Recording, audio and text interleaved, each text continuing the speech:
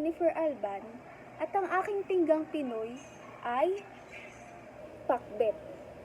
So, narito po ako para isa-isahin ang nutrients na pwede nating makuha sa pakbet.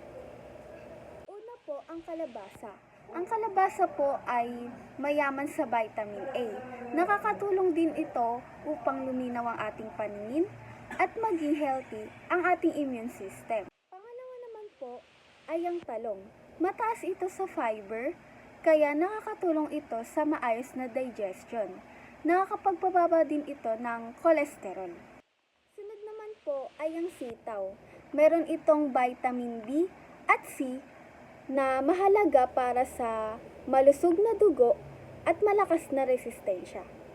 Naman po ay ang okra. Ang okra naman po ay rich in antioxidants at fiber. Maganda ito sa tiyan at nakakatulong sa blood sugar control. Sunod naman po ang tokwa. Ang tokwa ay isang plant-based protein na mayaman sa calcium at iron. Tinutulungan nito ang pagbuo ng muscles, pagpapalakas ng buto, at pagpapanatili ng malusog na dugo. Naman po ay ang sahog na baboy. Ito ay nagbibigay ng complete protein, pati vitamins B1, B6, B12, at zinc na mahalaga para sa metabolismo at malakas na immune system. Ang mahalaga lang ay katamtamang dami lang po, dahil mataas ito sa taba kapag nasobrahan.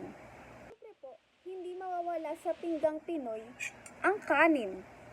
Ito ay ating pangunahing source ng carbohydrates na nagbibigay ng enerhiya para makagalaw, makapag-aral, at makapagtrabaho tayo sa buong araw. So, ang pakbet po ay ang perfect example ng pinggang Pinoy dahil puno ito ng gulay na nagbibigay ng vitamins, minerals, at fiber para sa balanced meal. Yan lamang po. Ito po ay ang aking pakbet dish at ang mga benefits na bawat gulay na kasama dito. Maraming salamat po!